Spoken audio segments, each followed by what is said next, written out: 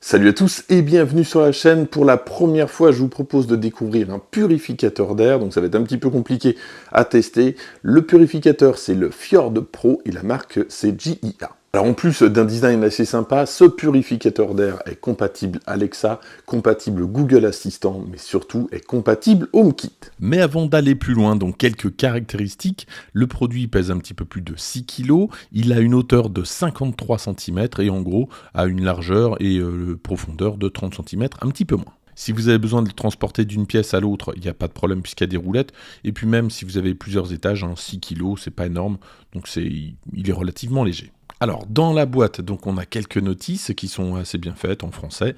Et puis, ça va être très rapide. Donc ici, un polystyrène. Je viens de perdre l'alimentation, donc ça, c'est le câble. Et donc, tout simplement, le purificateur d'air.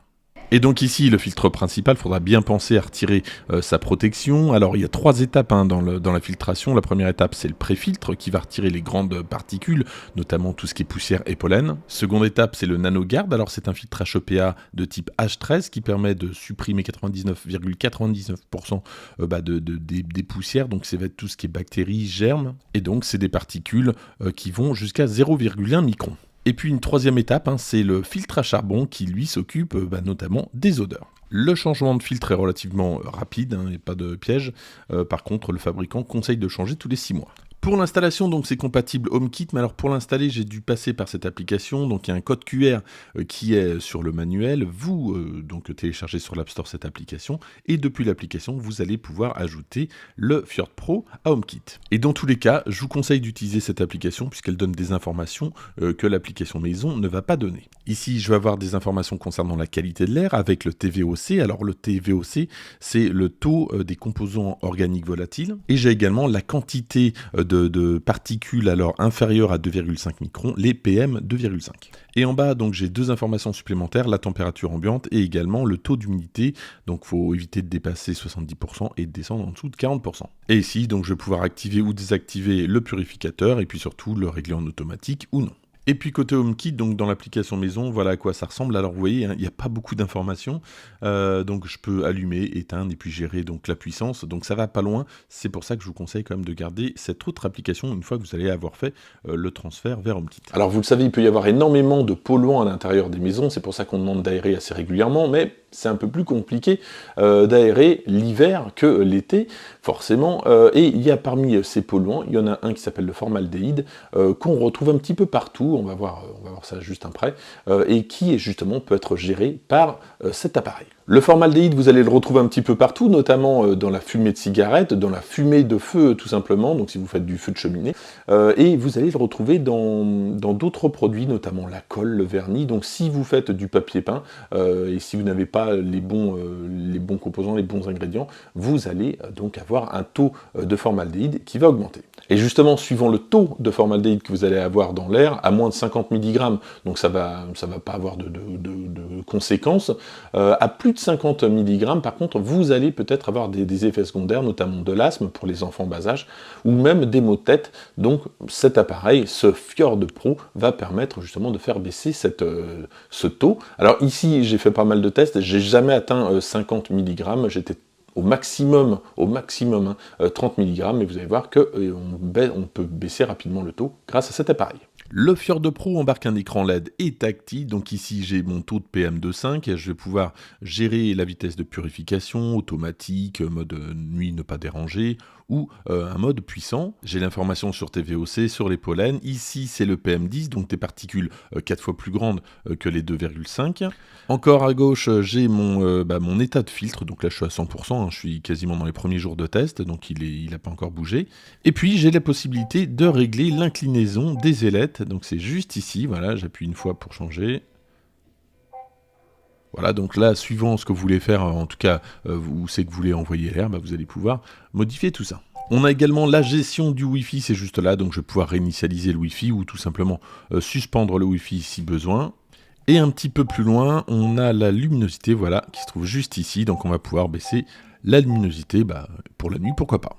Alors on va faire un petit test, donc là je suis à 34, ouais je vous avais dit j'avais pas dépassé les 30, c'était 34 le maximum que j'ai pu observer, donc ici je suis dans un couloir, il y a 10 mètres carrés à tout casser.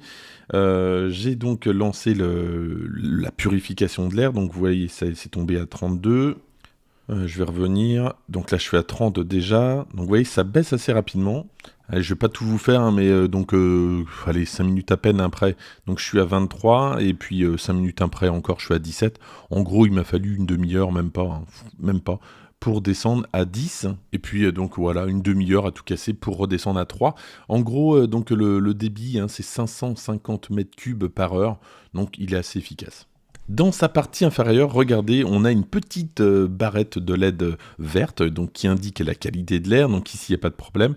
Et là, donc je vais provoquer justement une accélération, en tout cas une dégradation de l'air, ça passe en rouge, et on va voir comment. Alors pour le test, hein, comme j'avais pas énormément de pollution, donc j'ai mis sur un petit chiffon donc, du liquide vitre, je le place juste sur le capteur, regardez.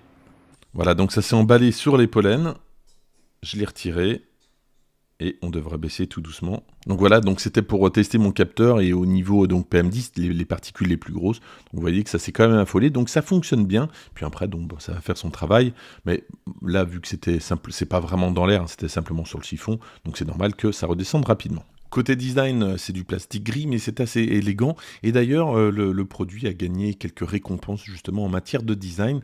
En plus, donc il est fourni avec 4 roues en dessous, donc ça permet de le déplacer ultra facilement.